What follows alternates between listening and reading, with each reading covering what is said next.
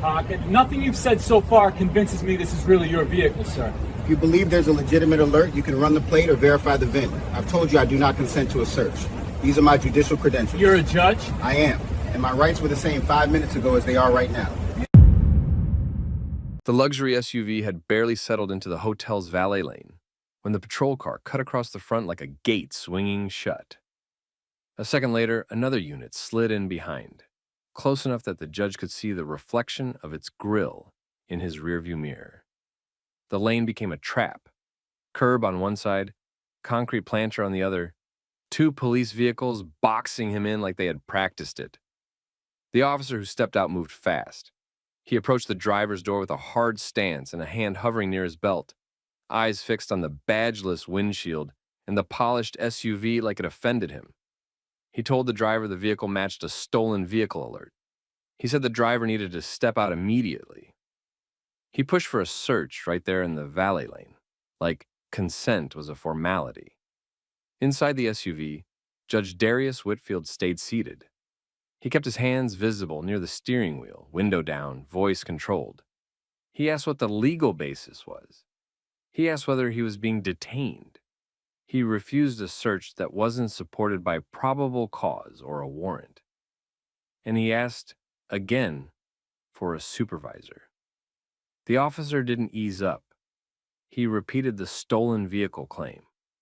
He leaned in slightly, using the angle of his body to make the moment feel smaller, tighter, private, even though it wasn't, because by then it already had an audience. A valet in a black vest had stopped mid-step, key fob in hand, staring. A couple in conference lanyards turned their phones toward the lane. A guest near the revolving doors raised their camera higher, framing the patrol car, the SUV, and the officer's posture, like a scene they didn't trust anyone to summarize later. And the officer, he noticed the cameras. He just didn't respect them. He talked louder. He acted like the driver was being difficult. He hinted that cooperation would make this easier and that refusal would make it worse. He treated the SUV like evidence before he treated the man inside like a citizen. The man inside wasn't just any citizen.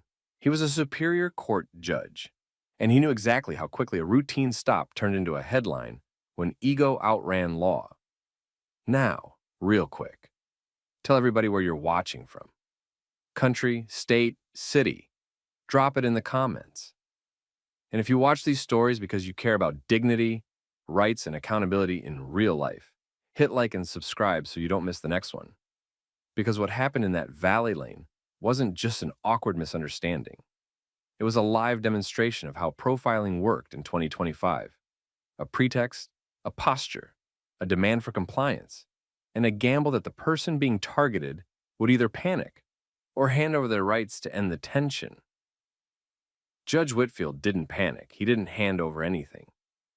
And the worst part for the officer was that the judge didn't even raise his voice. The cameras kept rolling, and the footage didn't need commentary to tell the truth.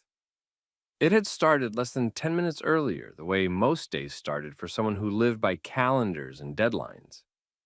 Judge Whitfield had been driving downtown to pick up a colleague, Judge Keisha Monroe, for a legal conference across town. They were both scheduled for the same panel, the kind filled with attorneys, judges, and academics, talking about modern policing, courtroom ethics, and what constitutional rights looked like outside a textbook. It was midday. The hotel was busy in the way downtown hotels always were. Valet whistles, luggage wheels, ride shares, double parking for just 1 second. Conference attendees drifting in clusters with coffee cups and name badges. Whitfield pulled into the drop-off lane like he had done 100 times in 100 places. He didn't cut anyone off. He didn't speed. He didn't roll through a stop sign. He was simply a black man in a high-end SUV arriving at a downtown hotel. That detail mattered, because the officer who boxed him in hadn't come from nowhere. He had been sitting a block away, angled toward traffic, watching the flow of vehicles that belonged to people going somewhere important. When Whitfield's SUV passed, the officer moved, not like someone responding to a confirmed alert, Not like someone checking a plate and waiting for confirmation, like someone who had already decided the story in his head and needed the real world to catch up. He followed into the valet lane. He didn't pause to let the valet staff manage the flow. He didn't choose a safe, open spot. He didn't approach like this was uncertain. He chose the box in. To most people, that tactic felt like a statement. You're not going anywhere because I say you're not going anywhere. To Judge Whitfield, it felt like a legal argument happening without a courtroom, where tone was used as evidence and compliance was treated like guilt. He didn't give the officer the reaction he wanted. He stayed in the seat. He kept his hands visible. He didn't rummage for anything. He didn't reach across the console. He didn't step out just because someone with a badge demanded it. He did what experienced attorneys always told people to do, but rarely got to model in real time. He made the officer articulate the reason. The officer didn't like that. So he leaned on a familiar pressure sequence, the kind that worked when the other person was alone and scared. First came the certainty. The vehicle matched a stolen alert. Then came the urgency. The driver needed to step out right now. Then came the implication. If the driver had nothing to hide, he would cooperate. Whitfield held his line. He asked for a supervisor. He refused consent to a search. He asked if he was free to leave. That was the chess move. Because once he asked that question, the officer had two options: establish lawful grounds to detain him or back down. The officer chose a third option. He escalated the performance. He widened his stance. He angled his shoulders toward the growing crowd like he wanted an audience on his side. He used the valet lane's chaos to make Whitfield look like the problem holding everything up. But the valet lane wasn't a private street corner. It was a glass-fronted hotel entrance in the middle of the day, and the people watching weren't relying on memory. They were recording. One valet, Jasmine, the lead on shift, lifted her phone and held it steady, not shaky, not emotional, just documenting. A guest near the entrance framed the whole scene from farther back, catching both patrol cars and the SUV, so nobody could later claim there was room to just pull forward. Someone inside the lobby started filming through the glass, capturing the officer's approach from an angle that showed his hand placement, his proximity, his body language. Multiple angles, multiple witnesses, one story. Judge Whitfield knew that the second phones came out. The encounter changed. The officer knew it too. But instead of adjusting, the officer doubled down, because backing down in public felt, to him, like losing. And right there, with cameras rolling and valet staff frozen in place, he let the real message creep through the official one. It wasn't only about a stolen vehicle alert. It was about disbelief. The officer's tone, his emphasis, his stare, the way he kept looking at the SUV and then back at Whitfield, made it clear he didn't believe the man inside belonged behind that wheel. And when Whitfield calmly held his boundary and repeated his request for a supervisor, the officer's patience thinned in front of everyone. The valet lane quieted in that specific way it did when strangers sensed a moment turning, when people stopped pretending not to watch, because everyone could feel it. The officer was about to decide whether this stayed a stop or became a spectacle. And Judge Whitfield was about to decide whether he ended it with paperwork or ended it with proof. The officer tried to break the moment by controlling the smallest things first. He told Judge Whitfield to turn the engine off. He told him to hand over the keys. He told him to step out so they could clear it up. Each instruction was delivered like it was already law, like the badge itself created permission. Whitfield didn't play tug-of-war with commands. He stayed focused on one lane of facts. He asked if he was being detained. He asked what specific information tied his vehicle to a theft beyond a vague match. He repeated that he did not consent to a search. And he requested a supervisor again, calmly like a metronome. That calm did something that anger never could. It exposed the officer's lack of foundation. Because if the alert was real and specific, the officer could name it, verify it, and proceed by the book. Instead, he leaned into pressure, tone, proximity, speed. He tried to make Whitfield feel like the only way out was obedience.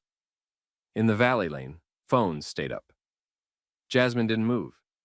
She kept her camera steady at chest height, catching clean audio in the officer's stance. A guest near the doors angled wide to include both patrol cars, the boxed-in SUV, and the line of waiting vehicles stacking behind them. Someone else stepped to the side to capture Whitfield's hands through the open window, visible the whole time. No sudden movements, no reaching. It wasn't dramatic. It was procedural. And procedural footage was exactly what departments feared, because it didn't depend on opinion. The officer switched tactics. He started talking like he was doing Whitfield a favor. He implied that if Whitfield just cooperated, the whole thing would be over in minutes. He framed refusal as suspicious.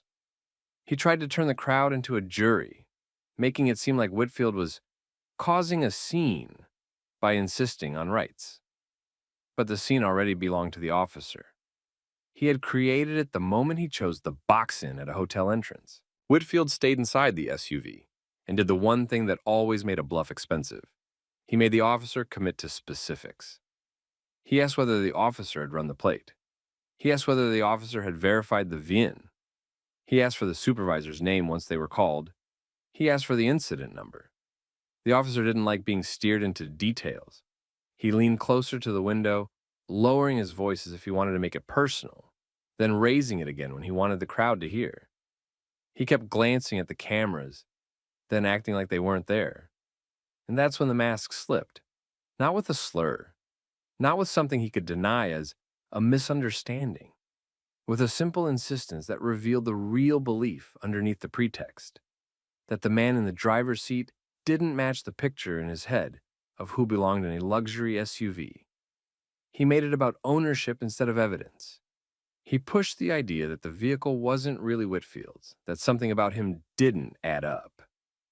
He treated the SUV like a prize that needed a rightful owner, and treated Whitfield like a placeholder until proven otherwise. The valet lane tightened. A couple of people who had been casually filming adjusted their posture. Not for better video, because they felt the shift from routine to ugly.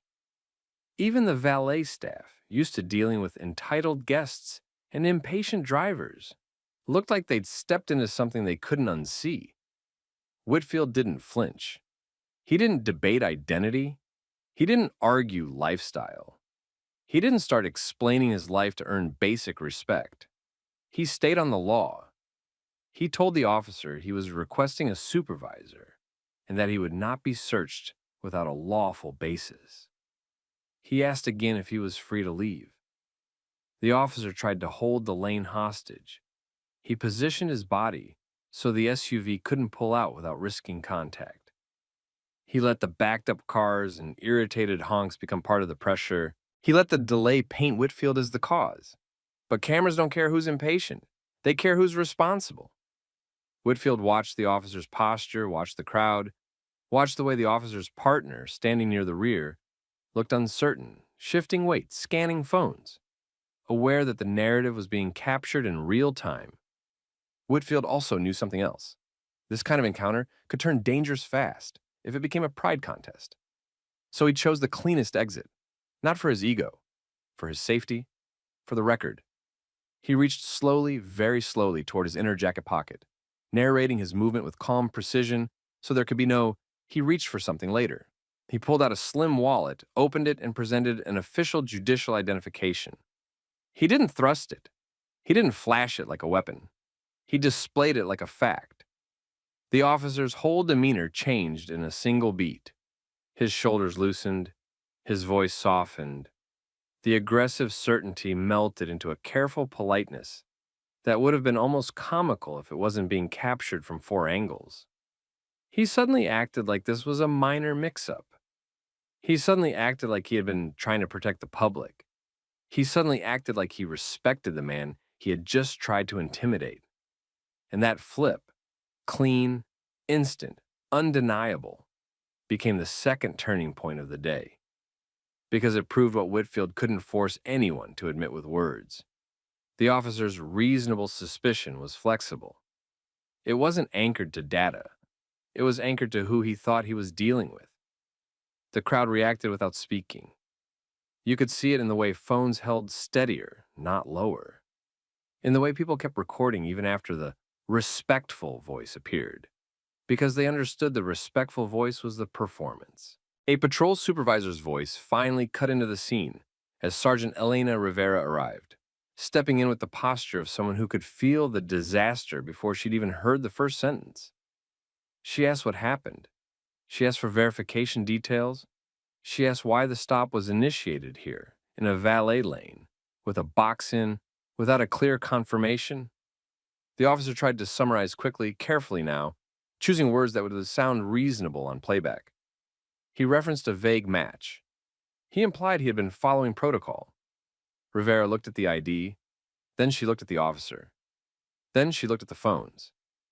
And she did what supervisors did when they knew the department was about to be judged by the public. She took control. She directed the officer to step back. She spoke to Whitfield with professional respect. She confirmed there would be no search. She began untangling the vehicles so the valet lane could function again. Whitfield stayed composed.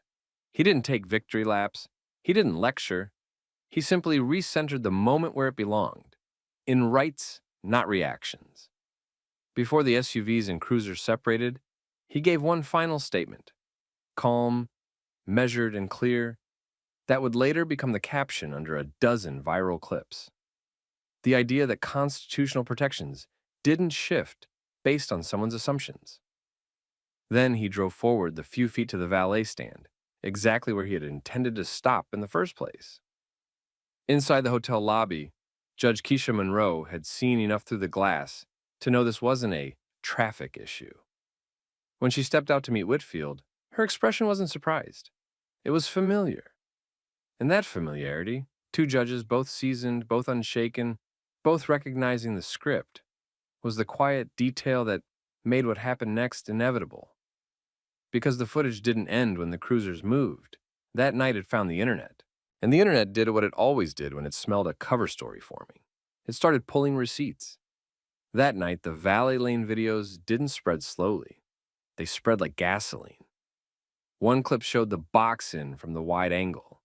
Two patrol cars sealing the SUV in a space that wasn't even a roadway stop. Another clip had clean audio from the valet's phone, catching the officer's stolen vehicle pretext, and the way his focus kept circling back to whether the driver made sense in that car. A third angle, shot through the lobby glass, captured the instant change in the officer's posture after the judicial ID appeared. By midnight, people weren't debating what happened. They were comparing angles. By morning, local attorneys and community advocates were posting side by sides, before the ID, after the ID. The difference was so sharp it became the whole story. Not the SUV, not the hotel, the switch. Then, the pattern work began. Viewers started tagging old posts and filing public records requests. Former complainants recognized the officer's name and badge number. Past stops surfaced with the same familiar structure. An alert claim that never quite became verifiable. An aggressive demand for consent. And a tone that escalated when drivers didn't submit fast enough. News outlets picked it up because it had everything they could verify. Multiple witness videos, a crowded public setting, and a public official who stayed measured the entire time. The department released a short statement that tried to frame it as a routine stop based on a vehicle match. Careful language, minimal detail. But the receipts forced detail. Dispatch logs became a question. If there had been an active stolen vehicle alert, there would be timestamps, confirmations, identifiers. Investigators looked at whether any alert actually existed at that moment, whether the plate had been run before the box-in, and whether the match was the kind that justified an immediate high-risk containment in a valet lane full of pedestrians. Internal Affairs opened a formal investigation. The body-worn camera footage became critical, not just for what it showed, but for what it proved about decision-making. Supervisors were asked why a pattern of complaints hadn't triggered earlier intervention.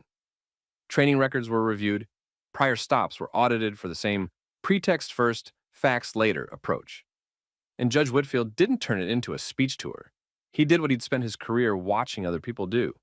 He documented preserved evidence and moved it into a legal process that didn't depend on public outrage to stay alive.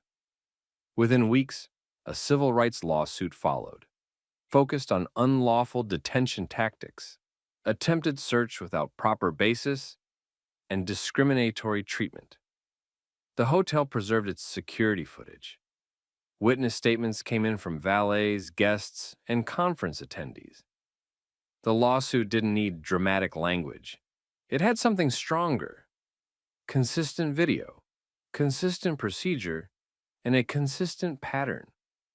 The officer was placed under scrutiny, then pulled from street duty. As more reviewed stops came back questionable, the department's posture shifted from denial to damage control. Eventually, the officer was terminated. The city moved towards settlement rather than risk a trial that would put every disputed stop under a courtroom spotlight.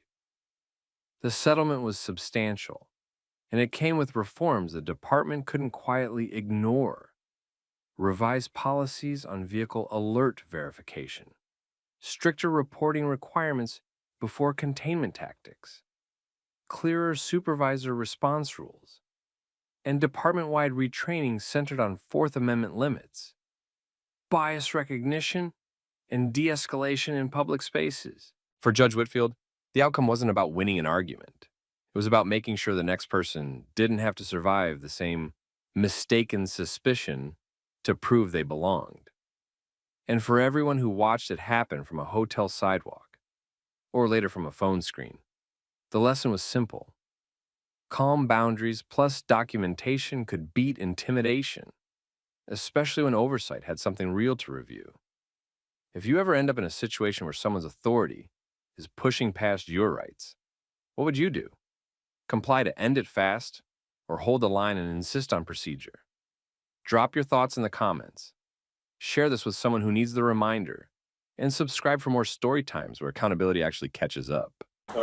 Hey, what are you doing out here? Sir, I'm headed to work. Work at 4 in the morning? Where? Moving job, about 20 miles from where I live. 20 miles on foot? Yes, sir. I don't have a choice. Look. At 4:20 a.m., Officer Miles Raines slowed his patrol car and made the kind of choice that could go two ways fast. A young man was power walking along the shoulder of a main road. No sidewalk, no businesses open, no reason anyone should be out there unless something had gone wrong. He wasn't stumbling or wandering. He was moving like he was late for something that mattered. Raines didn't hit his lights right away. He paced him first, reading the situation the way cops were trained to. Direction, speed, hands, what was visible, what wasn't. His dash cam was already rolling. When he decided to make contact, his body camera came on too, because whatever happened next would need to be clean, documented, and defensible. He pulled up alongside and told the man to stop. The man stopped immediately. That alone threw Raines off balance. People who were guilty usually did one of two things: they ran or they overacted. This man did neither. He just stood there, breathing hard, sweat on his face, backpack on, hands visible, looking tired in a way that didn't feel performative. Raines questioned him. He pressed, because a person on foot at that hour could mean danger, someone else's danger or his own. He expected a story that didn't line up. He expected evasiveness.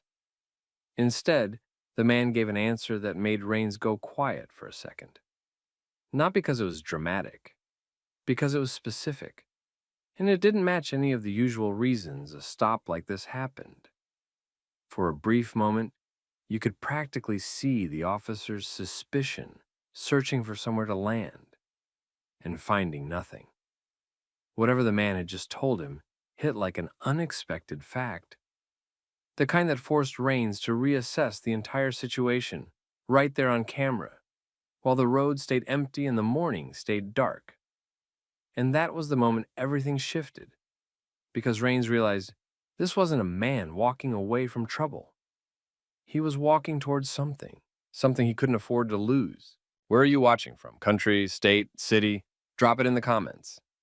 And if you like stories where someone stays calm under pressure and where accountability actually shows up in real life, hit like and subscribe, because this one didn't end on that roadside. That stop was just the beginning. To understand why Trey was out there in the first place, you had to understand what starting over meant to him.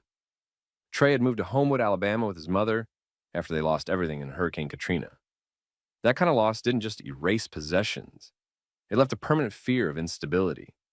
Trey and his mom rebuilt carefully, no cushion, no extra.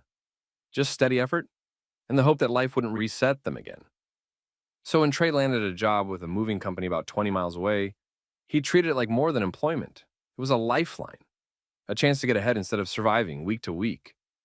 Then, on the morning he was supposed to start, his old car finally died. No warning that mattered, no easy fix. Just a dead vehicle and a start time that didn't care. Trey didn't have money for repairs, he didn't have money for a tow, and he didn't have the kind of situation where he could miss day one, apologize later, and assume people would understand. He knew how employers saw it, unreliable before you even begin. So he made a decision that sounded extreme until you measured it against his reality. He set an alarm for midnight and started walking. Not for attention, not to prove a point, because the alternative felt like sliding back toward the edge he and his mom had been fighting to stay away from. As the night went on, the walk became exactly what you'd expect, exhausting. His legs burned. His pace slowed and sped up in waves. He kept checking the time, adjusting his effort, refusing to let his body decide for him. He wasn't walking for fitness. He was walking to keep his job, before he even had it. By the time he reached the stretch of road where Officer Raines found him, Trey had been on his feet for hours. He looked like someone who'd been pushing through pain for a reason he couldn't explain quickly without sounding unbelievable. And that was the problem. Because from the outside, alone, moving fast, backpack on, in the dark, Trey looked like the kind of suspicious that got people stopped. Raines followed because that was his job. He wasn't going to ignore a person moving like that at that hour and risk it turning into something worse later. But Trey wasn't thinking about how it looked. He was thinking about the clock, the job site, and what missing this opportunity would do to his life.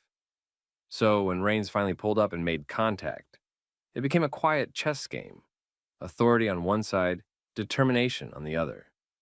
Raines controlled the scene with questions and presence. Trey controlled his own outcome by staying calm, staying clear, and not giving the situation anything it could twist into a different story. And then Trey explained why he was out there. He didn't dress it up. He didn't get emotional. He just told the truth, where he was headed, how far it was, and why turning back wasn't an option. That truth, simple, disciplined, and painfully real, was what shocked the officer. Because it meant the suspicious thing wasn't crime. It was commitment.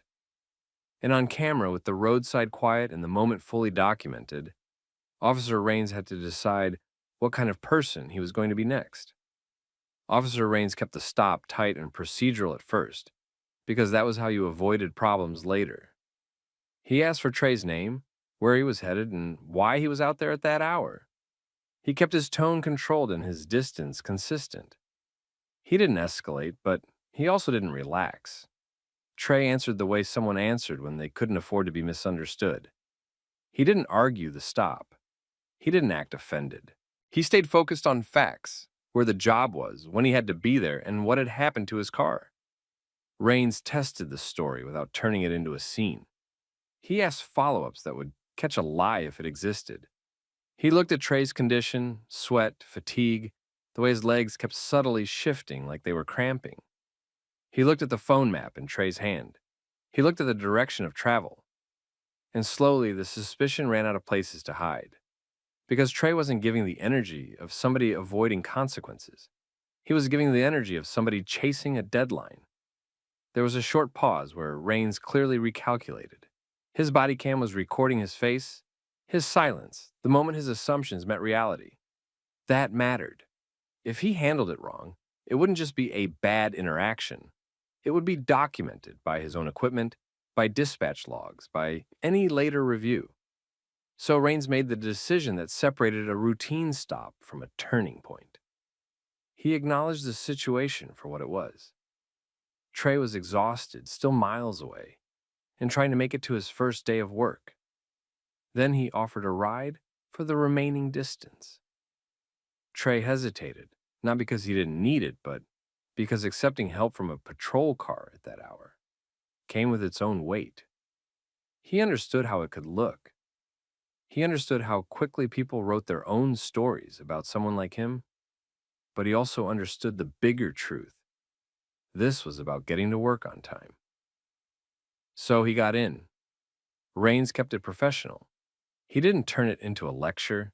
He didn't treat Trey like a suspect anymore, but he also didn't pretend the power imbalance hadn't been there. He drove, kept the route straightforward, and checked the time the same way Trey had been checking it all night. On the way, Trey gave the simple version of his life, enough to explain why this job mattered so much. He mentioned moving to Homewood with his mother after Katrina took everything. He mentioned how quickly things could fall apart when you didn't have savings, connections, or backup plans. He made it clear he wasn't looking for pity. He was trying to earn stability. Rains listened. And you could tell the story was landing on him in a way he didn't expect, because his questions shifted from suspicion to logistics. Where the job site was, what time Trey had to clock in, whether anyone there was expecting him. It was a small but important change. The officers stopped looking for wrongdoing and started looking for a solution. They pulled up near the job site with enough time to spare that Trey could actually breathe. Trey got out, thanked him, and moved with urgency toward the trucks and the early morning activity. Rains watched for a second before driving off. Not in a dramatic way, more like he wanted to confirm for himself that Trey was real, that the story ended where Trey said it would end. The Bodycam captured that too. The handoff from suspicion to trust. Trey reported in and got to work. No speech, no announcement. He did what movers did, showed up, listened, lifted, followed instructions. He didn't act like he had just walked through the night. He acted like he was determined not to lose the opportunity he'd fought to reach. That's when the homeowner noticed something wasn't adding up. The homeowner saw the exhaustion in Trey's face, the way he pushed through the work anyway, the way the crew reacted to him with a mix of disbelief and respect. Eventually, the explanation surfaced.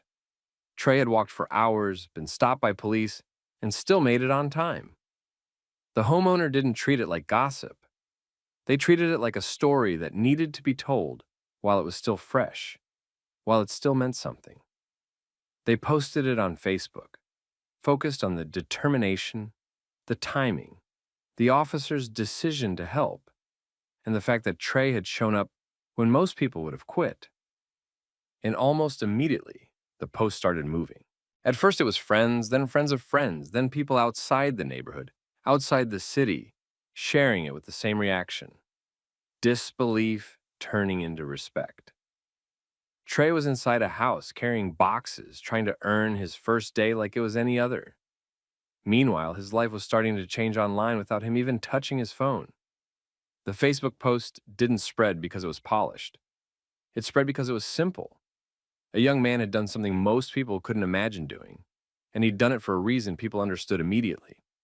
Within hours, the story was leaving Homewood. People shared it with short reactions, some amazed, some angry that anyone had to go that far, just to keep a job. Some focused on the officer's decision to help, instead of escalate. And as the shares climbed, so did the questions. People wanted proof. Not because they wanted to tear Trey down, but because the internet had trained them to doubt everything. So the conversation turned into accountability in real time. Commenters asked for confirmation, asked where it happened, asked if the moving company could verify he was scheduled that morning. The homeowner responded with what they had: timing, location, and the basic details of what they personally witnessed. The moving crew backed it up in their own circles. And the most important piece wasn't a dramatic video, It was that the story matched reality in ways that were hard to fake.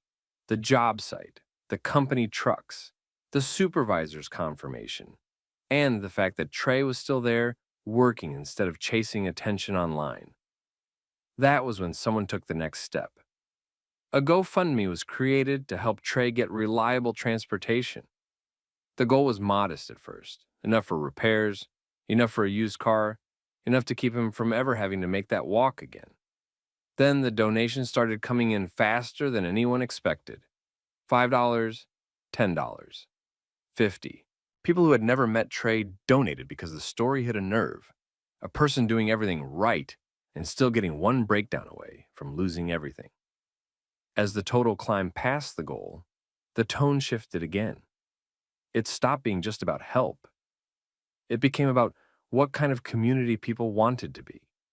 One that watched struggle as entertainment, or one that actually changed the outcome. Trey didn't even find out the full scale of it immediately. He was still focused on work, showing up the next day and the next, acting like the safest move was to stay consistent and let the noise pass. But the noise didn't pass. Local pages picked it up, then larger accounts. The same short summary kept circulating, and each time it did, more people asked the same question. Who was this guy, and why was he left with no option but to walk? That question reached the moving company in a way no internal report ever could. First, it hit managers. Then it hit someone higher. Eventually, it reached the CEO. And when it reached him, it didn't land as a feel-good post. It landed as a public test of the company's values. Because now thousands of strangers were watching what the company would do with the fact that their new hire had nearly walked a full marathon twice over, just to avoid missing day one. The CEO didn't treat it like a marketing moment right away. He verified it. He checked schedules. He confirmed the job site. He confirmed Trey's start date and clock in.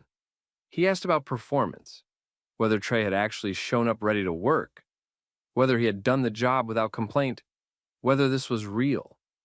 Every answer came back the same. Trey had earned his place the hard way, and nobody had handed him anything. So the CEO made a decision that was both personal and strategic. He was going to show up himself, not to send a message through an email, not to post a statement, to appear in front of Trey face to face and change the practical problem that started all of this. Because at that point, the story wasn't just about one walk. It was about whether the people with power, resources, and visibility would respond like human beings or like bystanders. The Facebook post kept spreading, and the GoFundMe didn't just meet its goal. It blew past it fast. As more people shared it, the moving company's name got pulled into the spotlight. And the question became simple. What would the company do now that everyone was watching? The story reached the CIO. He didn't just react online. He verified the basics, then showed up in person.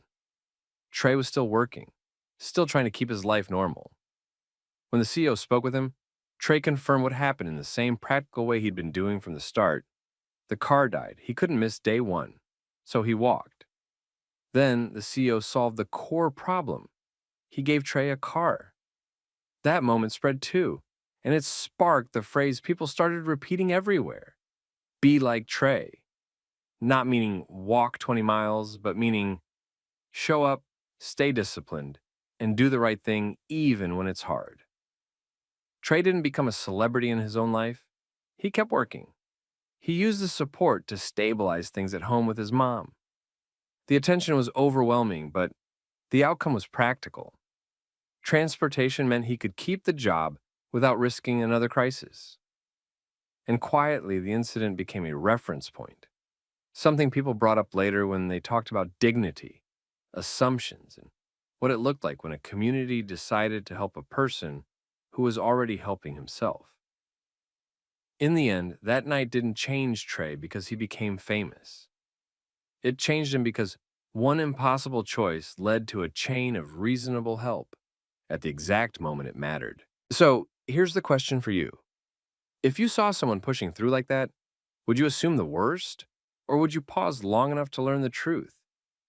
drop your thoughts in the comments and share this story with someone who needs the reminder that showing up still matters. And if you want more story times like this, realistic, grounded, and focused on accountability, make sure you subscribe. All right, sir, who are you and what exactly are you doing out here? My name is Darnell Price. I'm a federal instructor. I'm scheduled to teach a session in this. I have a scheduled meeting in that building. Dispatch can verify. There's a verification line. Oh, it looks convincing, but something about this doesn't feel right. You don't have to take my word for it. Call it in. Officer Brandon Hale told Darnell Price that if the federal credential was fake, Darnell could be arrested right there. They were in a quiet office park parking lot, close enough to the front entrance that people walking in could see everything. Hale stood in Darnell's path and ordered him to stay where he was and keep his hands visible. He asked for identification immediately, and his tone made it clear he wasn't treating this like a casual question. Darnell didn't argue. He didn't talk back. He moved carefully and slowly, got his wallet out, and handed over his driver's license. Then he presented the federal credential that had been visible on him from a distance. Darnell explained calmly and clearly that he was an authorized federal instructor and had a scheduled meeting inside the contractor office. He also explained how to confirm it the correct way. Dispatch could verify him through official systems, and the credential had verification information for that purpose. Hale didn't try to verify it first. He looked over the credential and said it appeared convincing but seemed wrong to him. Then he used his radio and reported Darnell as a suspicious person with a possibly fake federal ID. He requested backup. That radio call changed the situation fast. People nearby started paying attention because the stop didn't match what they were seeing. Darnell was dressed for work, standing still, answering calmly and offering an easy way to confirm everything. Hale was treating it like a high-risk contact anyway. A couple employees slowed down as they walked from their cars. One of them stopped entirely and watched. Another held a phone in their hand, not making a scene, just ready in case things got worse. The stop was happening in the open, and everyone could feel the tension rising even though Darnell hadn't done anything aggressive. Darnell stayed steady. He kept his hands visible. He repeated the same basics without adding extra details. He was there for a scheduled meeting, he had valid ID, and dispatch could confirm it quickly. He didn't try to debate Hale. He kept pushing the interaction back toward the simplest solution: verification. Hale kept it framed as suspicion. He treated Darnell's calm confidence like it meant Darnell was trying to get away with something. He kept holding onto the credential as if it needed to be proven real by Darnell, even though Darnell had already given him the method to confirm it officially. Backup was on the way. And once other officers arrived, what should have been a quick check was about to become a full public stop, recorded on Bodycam, watched by employees, and impossible to explain away later if the facts didn't support Hale's suspicion. The first backup car pulled in and stopped a short distance away. A second arrived right after. Two more officers stepped out and looked from Hale to Darnell, trying to understand why they'd been called. Darnell stayed where he was. His hands were still visible. He didn't change his tone or his posture. He looked like someone who had been interrupted on the way to work and was waiting for a process to finish. Hale gave the quick version of his concern. He said the federal credential looked real but didn't feel right to him. He said Darnell's explanation sounded too practiced. He made it clear he wanted the stop handled his way, and he kept the credential in his hand while he talked. One of the backup officers, Marisol Chen, didn't match Hale's intensity. She looked at Darnell's clothes, the laptop bag, the folder, and the fact that Darnell had already provided a driver's license and the credential. Then she looked at Hale and asked what verification steps had been taken so far. Hale's answer was basically that he didn't trust it yet. Chen asked why dispatch wasn't the first step. She kept it practical. If there was a question about the credential, dispatch could confirm it. If there was a question about the meeting, the contractor office could confirm it. The building was right there. Hale pushed back. He insisted on keeping Darnell in place until he felt satisfied. He treated Darnell's calmness like It was another reason to be suspicious instead of a reason to relax. At that point, more people were watching.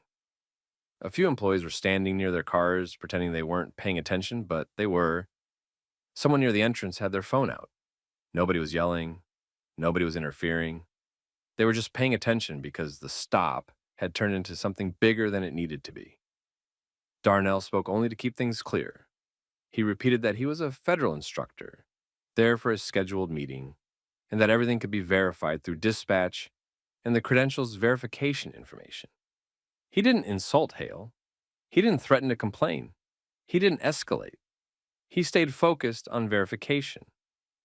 Chen and another officer exchanged a quick look, the kind of look that said they didn't like where this was going, not because Darnell was a threat, but because Hale had already turned a simple check into a situation with witnesses, body cam footage, and unnecessary tension. Then dispatch came back over the radio. The message was direct, the credential was legitimate, and Darnell Price was confirmed as an authorized federal instructor. The verification matched. The effect was immediate. The backup officers visibly relaxed because the risk they'd been called in for wasn't real. The only real problem left was what had already happened in public. Hale had no room left to keep the possibly fake framing. He handed Darnell's ID and credential back and tried to end the stop quickly. Darnell didn't celebrate. He didn't lecture. He simply took his documents, restated that verification was available from the beginning, and walked toward the contractor building for his meeting, still calm, still controlled, as if he refused to give the situation anything extra to feed on. And behind him, multiple cameras had captured the whole thing.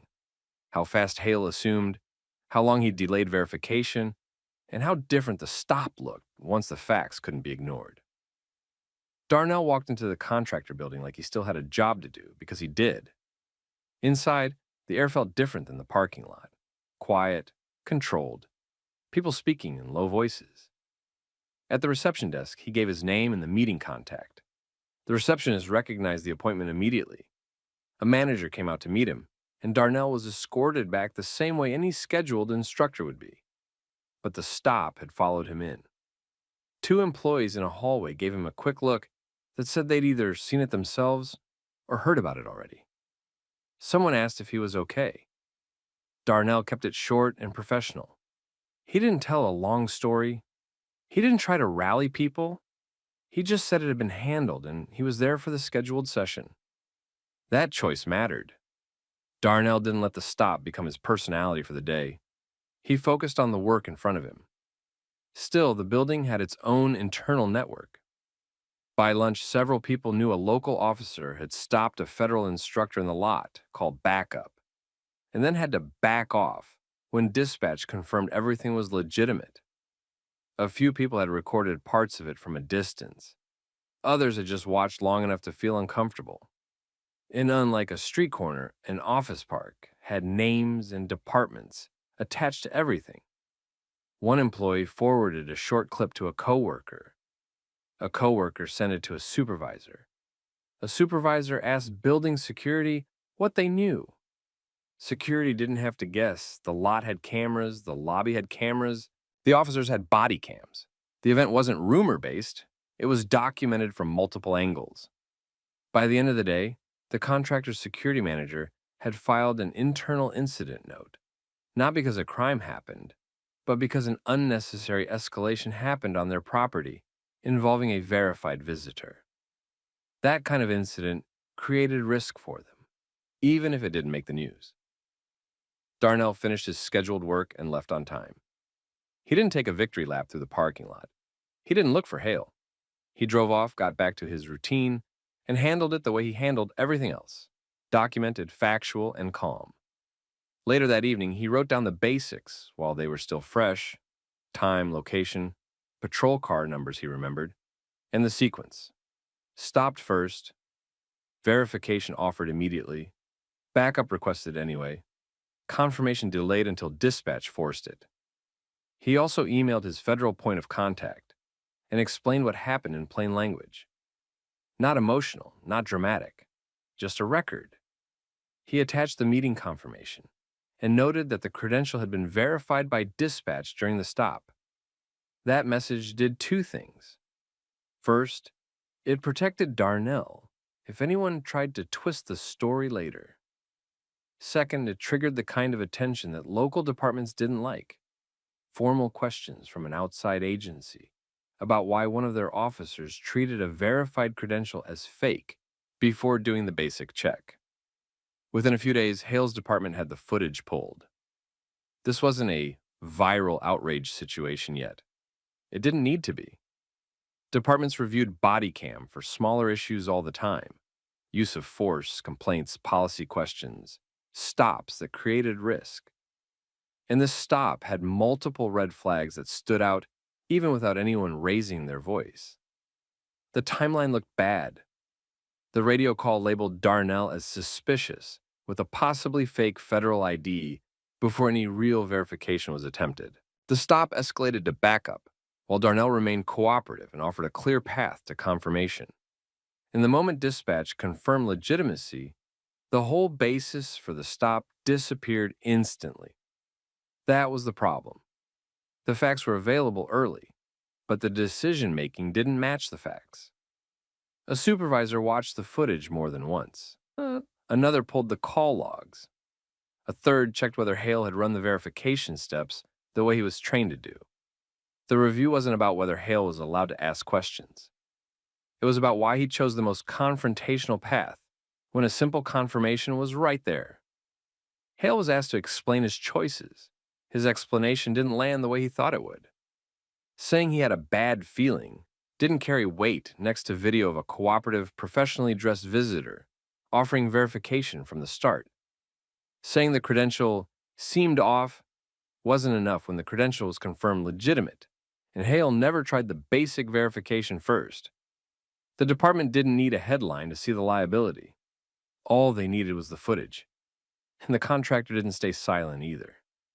Their leadership didn't want their employees watching unnecessary police escalations outside their front door. It created tension, fear, and legal exposure. They asked for a meeting with the department's community liaison and requested clearer procedures for contacts involving verified visitors on their property. Darnell didn't become a public face overnight. He didn't go online trying to build a moment. He kept it formal and focused. Documentation, follow-up, and making sure the record matched reality. Because he understood something Hale didn't seem to understand in that parking lot. When everything is recorded, confidence isn't a bluff. It's just what truth looks like when it doesn't panic. Within 2 weeks, the stop had moved from something awkward that happened in a parking lot to a documented issue with names, timestamps, and policy questions attached to it. The contractor's security team pulled their lot footage and saved it with the time markers. Their leadership didn't treat it like gossip. They treated it like risk management. An incident involving a verified visitor, multiple officers, and employees recording outside the front entrance was the kind of thing that could turn into a complaint, a lawsuit, or a workforce problem if it happened again. They asked the police department for a formal review and requested a point of contact. Not to attack the department, but to make it clear they expected future contacts on their property to be handled with verification first, not escalation first.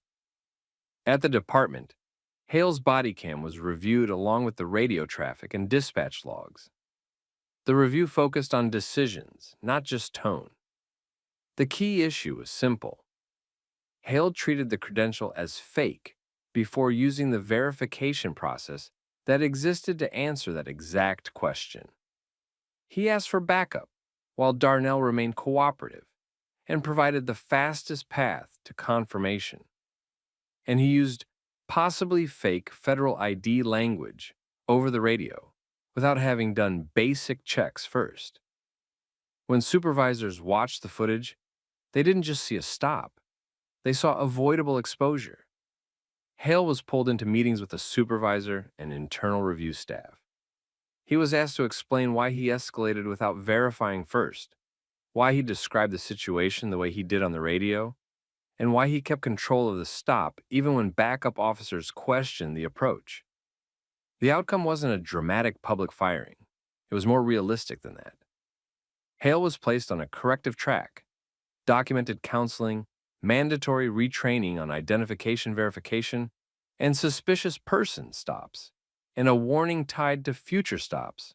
The message was that he could not rely on instinct alone when a quick confirmation was available, and he could not turn a cooperative contact into a high-tension scene because he didn't like being corrected by facts. The department also sent a short internal reminder to patrol. When a credential is unfamiliar, verify it through dispatch first. Keep radio descriptions accurate and limited to observable facts. Avoid language that escalates a scene without cause. And remember that body cam and bystander video will show whether the officer chose the least risky option. On the contractor side, procedures changed too. Security began meeting certain visitors at the door, instead of letting them cross the lot alone if they were arriving with credentials that local officers might not recognize. Reception was instructed to confirm scheduled federal visitors quickly if an officer called. Managers were told to document police contacts on the property even when no arrest or citation happened, because the almost incidents were the ones that created patterns. Darnell handled it the same way he handled the stop: formal, factual, controlled. He didn't post a rant. He didn't chase attention. He kept a record, followed his agency's reporting process, and responded when asked for details. When the department's liaison reached out, Darnell agreed to provide his timeline and verification steps again, because he wanted the next person to have a safer experience than he did. A month later, the difference showed up in small ways. Darnell returned to a similar contractor site for work, and the arrival process was smoother. Security expected him. The meeting contact was ready. And when a local officer drove through the lot and glanced over, nothing happened, because the system around the visit was tighter. The body cam footage ended up doing what arguments never could. It showed the early moment when verification was offered. It showed the choice to escalate anyway. And it showed the instant shift when dispatch confirmed legitimacy, how quickly the suspicious framing collapsed the moment facts were undeniable. That footage became a teaching example inside the department, even if no one publicly admitted it. Not because it was sensational, but because it was common. An officer made assumptions, delayed verification, and created a public problem that didn't need to exist. And Darnell didn't need to win a confrontation to get accountability. He just needed to stay professional long enough for the record to speak. Darnell didn't talk about that parking lot like it was a victory. When people at the contractor office asked him about it later, he kept it simple. He'd been stopped, he'd been verified, and he'd gone to work. He didn't add heat to it because he didn't need to. The documentation already had all the heat anyone could want. What stayed with him wasn't the questions. It was the order of operations. Hale had treated suspicion like a reason to escalate first and verify later. And that order mattered because it turned a normal professional arrival into something that could have gotten dangerous if Darnell had reacted differently, if a backup officer had shown up more keyed up, or if a bystander had tried to help in the wrong way. Darnell understood that in moments like that, you couldn't control someone else's assumptions, but you could control what you gave the record. So he kept doing what worked. He stayed still and visible. He used short, clear answers. He offered verification through the official channel, not through persuasion. He documented afterward while details were fresh. And because he did, the story didn't end in the parking lot.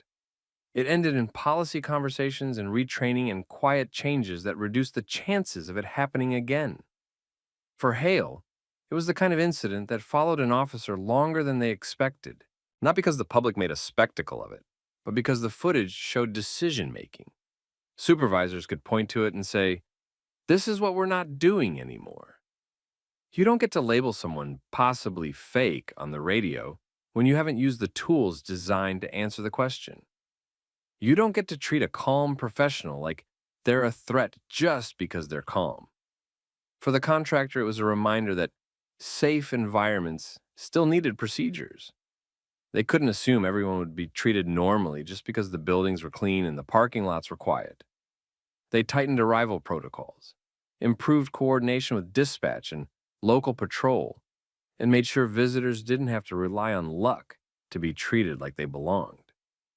And for the employees who watched that day, it did something you can't undo. It taught them how fast a normal moment could turn into a public problem, and how important it was that someone had recorded it, because that was the real accountability in this story. Not a speech, not a viral headline, just a clean timeline, captured on Bodycam and phones, showing that the truth was available early and ignored until it couldn't be. Now here's the question for you. If you were standing there watching, would you have recorded? Would you have walked past and told yourself it was none of your business? Or would you have stayed close enough to make sure the moment couldn't be rewritten later? Drop your thoughts in the comments, and if you've ever had a verification should have been enough situation happen to you, or someone you know, share what it looked like. And if you want more realistic story times where calm, documentation, and procedure lead to real consequences, make sure you like this video and subscribe so you don't miss the next one. Hey!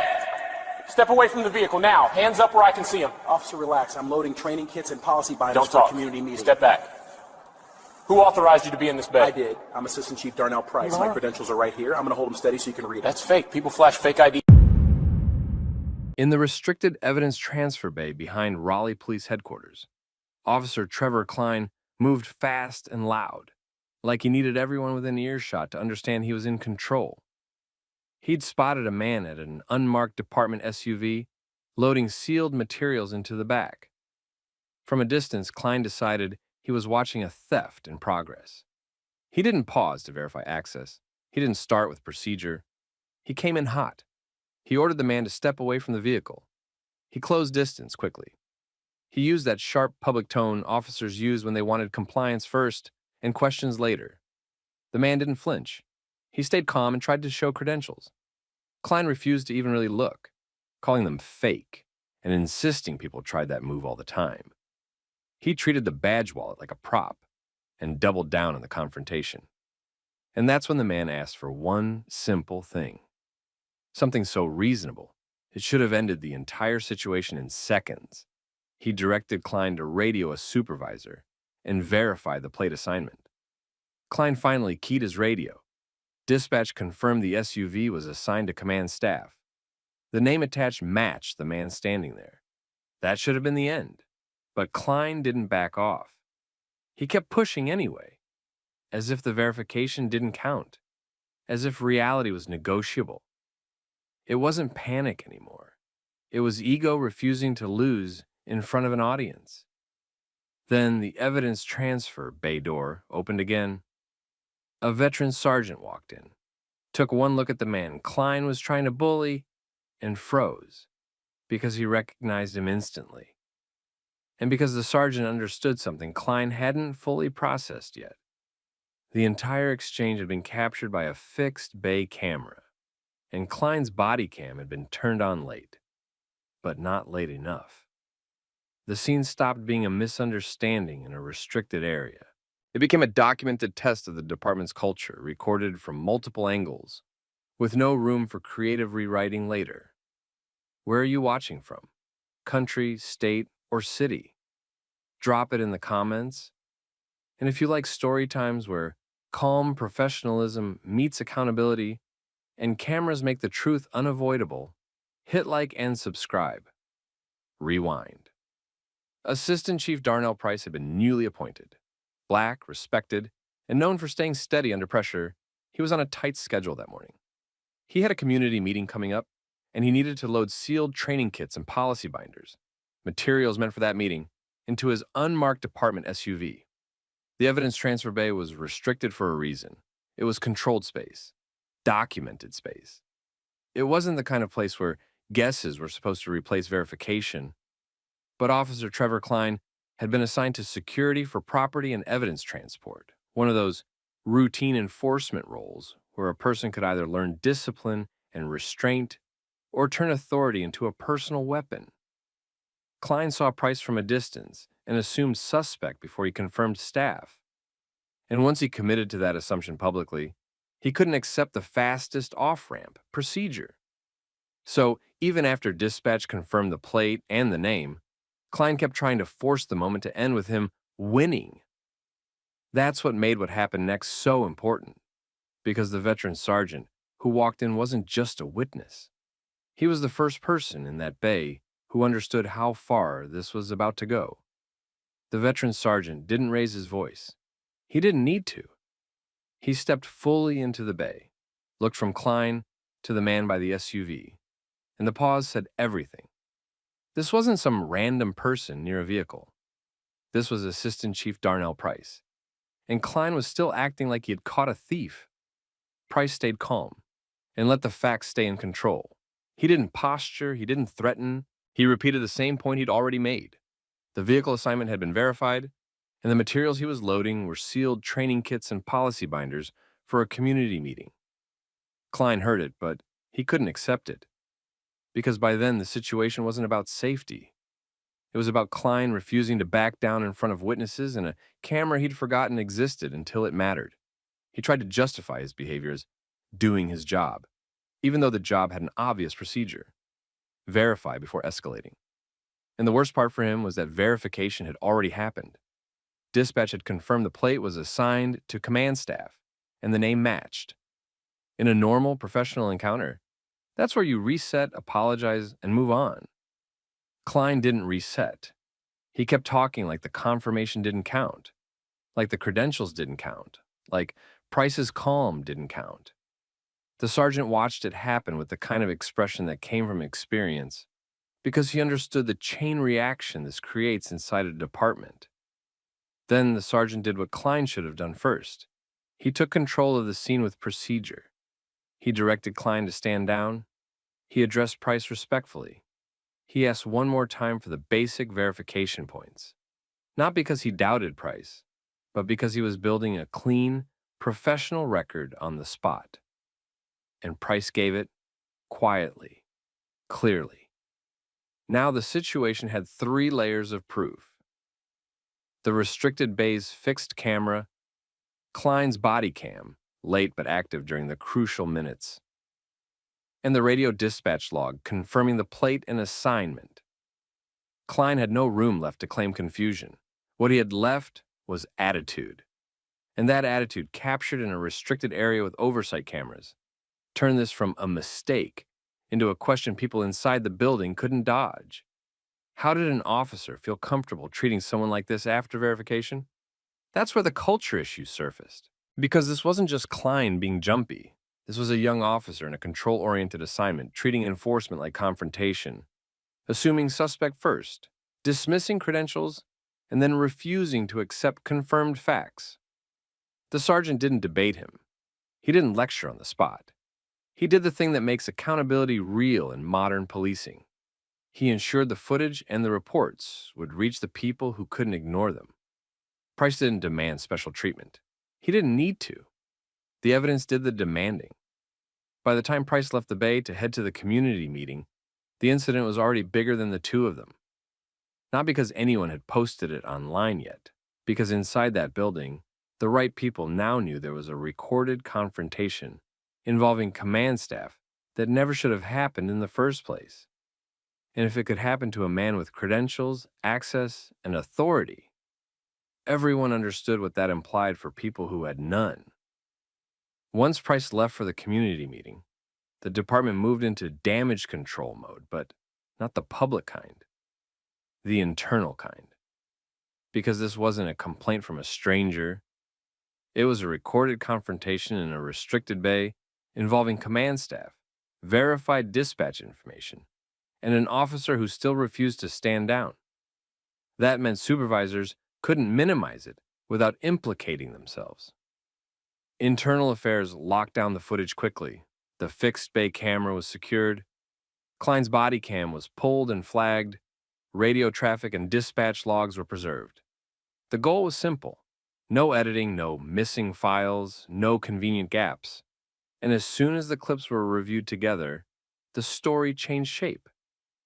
It wasn't just that Klein approached aggressively, it was that he dismissed credentials, got verification, and still kept pressing, like facts were optional if they conflicted with his assumption.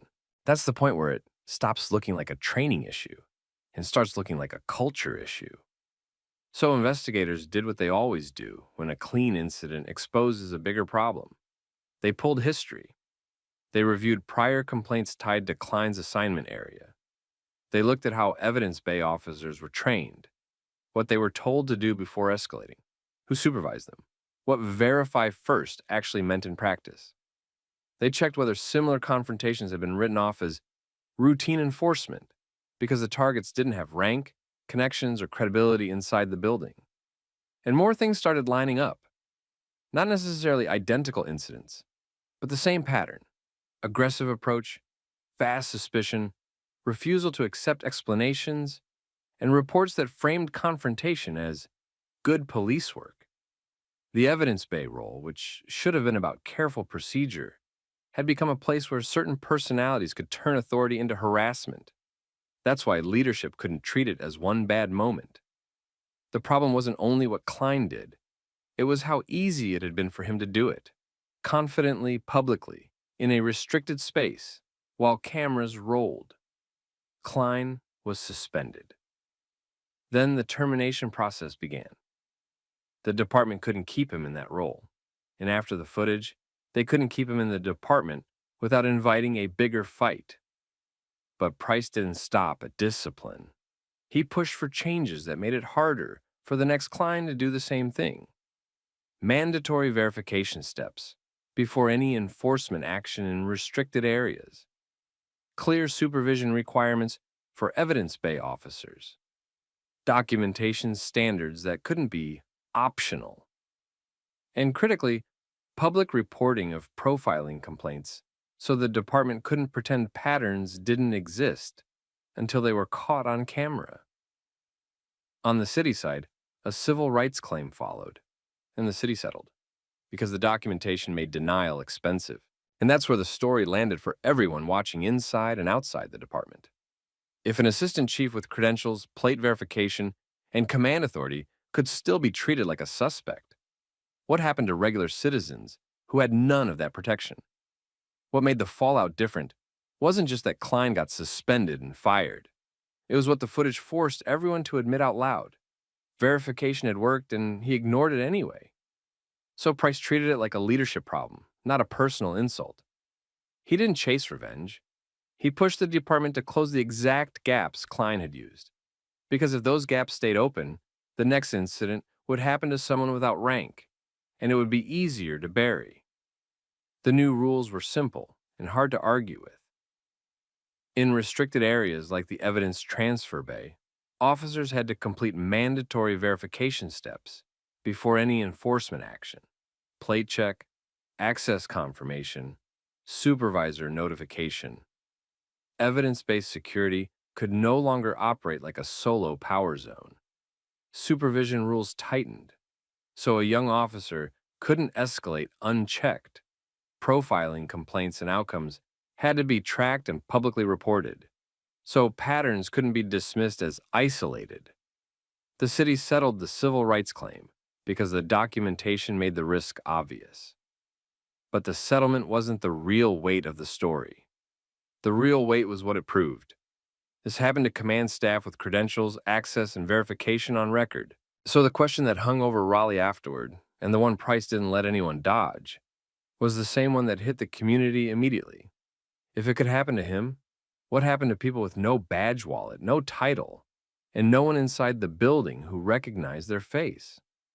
Once the policy changes were announced, the department tried to frame the incident as a one-off that had been handled. But inside the building, people knew better because the footage didn't show confusion. It showed a refusal to accept verification. That's why the reforms mattered. They weren't cosmetic. They were designed to remove the exact moments where bias and ego could hide behind "I thought" or "I felt." Price also made sure the message internally was just as clear as the policy externally.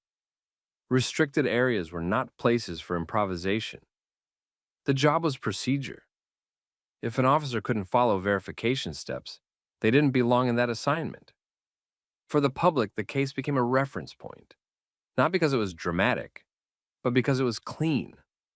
A calm command staff member, a young officer escalating, dispatch confirming the truth, the officer still refusing to back down, cameras capturing the whole sequence.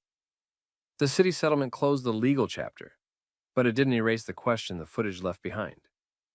If someone at Price's level could be treated like that even with credentials and confirmed plate assignment, then the protection regular residents assumed existed was thinner than they wanted to believe. And that's where the story ends, right on that uncomfortable truth. Accountability didn't happen because the system was naturally fair. It happened because the system was forced to face evidence. So, what would you have done in that bay if you were Price, calm but being pushed? And what would you do as a witness, knowing a camera can be the difference between a claim and a fact? Drop your thoughts in the comments, and if you want more story times like this, grounded, realistic, and focused on accountability, make sure you subscribe.